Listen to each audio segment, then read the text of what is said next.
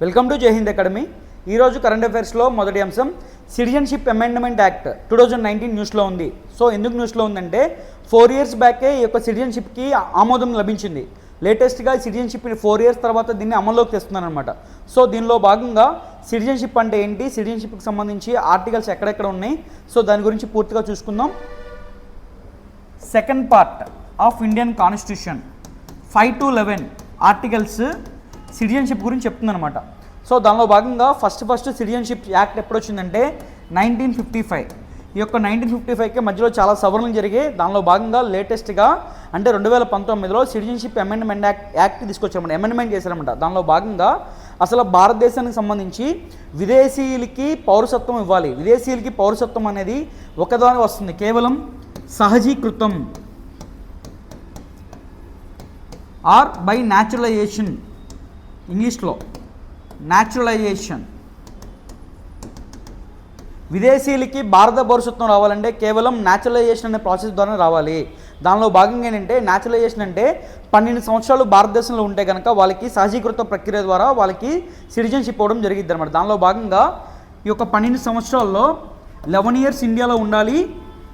11 years ఇండియాలో కంటిన్యూస్గా అంటే వస్తూ వెళ్తూ ఉండొచ్చు. 11 years కంప్లీట్ అవ్వాలి. అలాగా సిటిజన్షిప్ అప్లై చేసిన 1 year ముందు ఖచ్చితంగా ఇండియాలో ఉండాలి. సో టోటల్గా 12 సంవత్సరాలు అనేది, ఈ 12 సంవత్సరాలు ఏదైతే ఉందో ఆ 12 సంవత్సరాలను తగ్గించడం అనేది భారతదేశానికి సంబంధించి ఉంటుంది అనమాట. మనకు సంబంధించి సార్వభౌమాధికారం. మనం ఆ యొక్క 12 సంవత్సరాలు తగ్గించవచ్చు, ఇంకా తగ్గించవచ్చు అనమాట.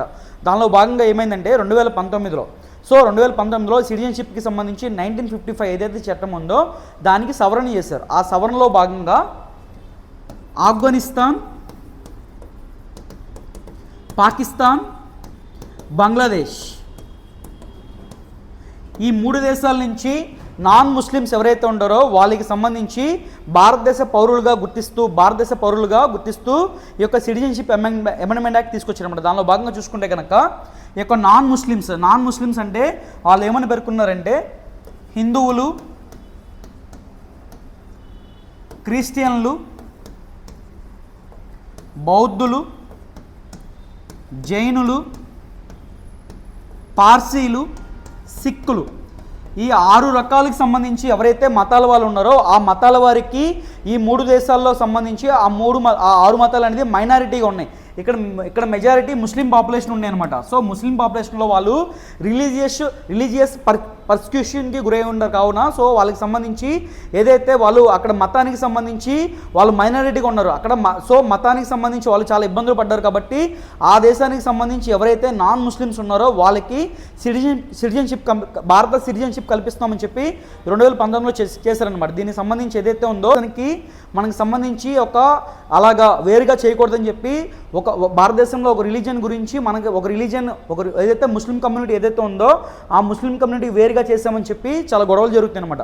సో దీనిలో భాగంగా భారత ప్రభుత్వం ఏమని చెప్తుందంటే ఈ 3 కంట్రీస్ కూడా ముస్లిం మెజారిటీ పాపులేషన్ ఉంటారు అనమాట. ఆ 3 కంట్రీస్లో ఎవరైతే నాన్ ముస్లిమ్స్ ఎవరైతే ఉండారో వాళ్ళకి మాత్రమే కల్పిస్తున్నామని చెప్తున్నారు. సో దీనిలో భాగంగా చూసుకుంటే కనుక 2014 డిసెంబర్ 31 డేట్ ఇచ్చారు, డెడ్లైన్. 2014 డిసెంబర్ 31 లోపు వాళ్ళు భారతదేశంలో వచ్చి ఉంటే కనుక వాళ్ళకి సిటిజన్షిప్ యాక్ట్ భారతదేశ పౌరసత్వం కల్పిస్తామని చెప్పి చెప్తున్నాను అనమాట. సో దీనిలో భాగంగా మనకి స్టాటిక్ పాయింట్ ఆఫ్ చూసుకుంటే కనుక అది సెకండ్ పార్ట్, అలాగే ఆర్టికల్స్ 5 to 11. సో దీనిలో భాగంగా ఎవరికి సిటిజన్షిప్ కల్పిస్తున్నారు, ఏ దేశాల నుంచి నాన్ ముస్లిమ్స్ అంటే ఆ 3 దేశాలు చూసుకోవాలి సంబంధించి, అలాగే ఎవరికి కల్పిస్తున్నారో ఒక్క హిందువులకు సంబంధించి వీళ్ళ 6 గురించి చూసుకోవాలన్నమాట. సో ఇది మెయిన్గా. మరొక అంశం డిఆర్డిఓ న్యూస్లో ఉంది, defence research and development organisation. ఎందుకు న్యూస్లో ఉందంటే అగ్నిఫై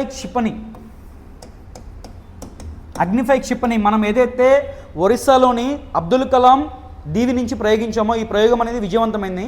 దీనిలో భాగంగా ఏంటంటే ఆ యొక్క అగ్నిఫై క్షిపణిలో మనం చాలాసార్లు అగ్నిఫై క్షిపణి ప్రయోగించాం. దానిలో భాగంగా ప్రత్యేకంగా ఈసారి యొక్క టెక్నాలజీ ఏంటంటే MIRAGE, multiple independently targetable reentry vehicle అనమాట. దీనిలో భాగంగా ఏంటంటే మనకు సంబంధించి ఏదైతే ఉందో ఒక అగ్నిఫై క్షిపణి మామూలుగా చూసుకుంటే కనుక MIRA ఉపయోగించుకుని చూసుకుంటే కనుక వివిధ వార్ హెడ్లని సుదూర ప్రాంతాలకు తీసుకెళ్ళగలదు. సో దీనిలో భాగంగా ఏదైతే ఉందో మల్టిపుల్ టార్గెట్స్ అనమాట. అంటే ఇప్పుడు సపోజ్ ఏదైనా ఒక టార్గెట్ ఫిక్స్ అయింది అనుకోండి, ఒక టార్గెట్ ఫిక్స్ అయిన తర్వాత ఏదైతే కొంచెం దగ్గరికి వెళ్ళే కొద్ది ఏమైందంటే దీని నుంచి మల్టిపుల్ టార్గెట్స్, అంటే మల్టిపుల్ టార్గెట్స్కి రీచ్ అవ్వచ్చు. ఎంత దూరమైనా, కొన్ని వందల కిలోమీటర్ దూరం అన్నా కూడా ఇది దాడి చేయగలదు అనమాట. సో ఆ యొక్క టెక్నాలజీ మనకి సంబంధించి అగ్ని-5 క్షిపణిలో ఉపయోగించారనమాట. సో కొన్ని దేశాలకు మాత్రమే ఈ యొక్క టెక్నాలజీ ఉండేదన్నమాట. ఏదంటే అమెరికా, రష్యా, చైనా, ఫ్రాన్స్, జర్మనీకి సంబంధించి టెక్నాలజీ ఉంటుంది. లేటెస్ట్గా భారతదేశం కూడా వాడి సరసన చేరిందనమాట. సో ఇంపార్టెంట్ ఇది. సో దీనిలో భాగంగా చూసుకుంటే కనుక ఈ భారతదేశం ఇప్పుడు దాకా అగ్ని-5 క్షిపణి మొత్తం 5 ప్రయోగించింది. మొట్టమొదటిసారి 2012, తర్వాత 2013, 2015, లేటెస్ట్గా 2024. సో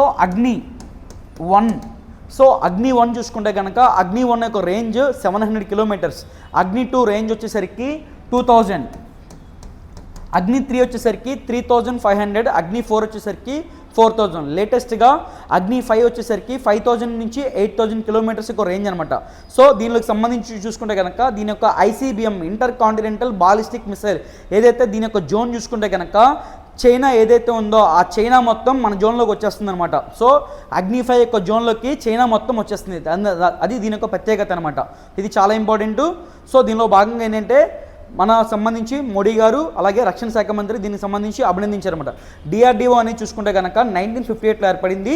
DRDO అనేది research and development wing of defence system, defence మినిస్ట్రీలో రీసెర్చ్ అండ్ డెవలప్మెంట్ వింగ్ అనమాట. ప్రస్తుతానికి DRDOకి సంబంధించి సెక్రటరీగా సమీర్ వి కామత్ గారు పనిచేస్తున్నారన్నమాట. ఇది ఇంపార్టెంట్. మరొక అంశం ఆస్కార్ అవార్డులు న్యూస్లో ఉన్నాయి. ఇది చాలా ఇంపార్టెంట్. ఆస్కార్ అవార్డ్స్ చూసుకుంటే కనుక 96వ ఆస్కార్ అవార్డులు దీనికి సంబంధించి అమెరికాలో లాస్ ఏంజల్స్లో ఈ యొక్క వేడుక జరిగింది.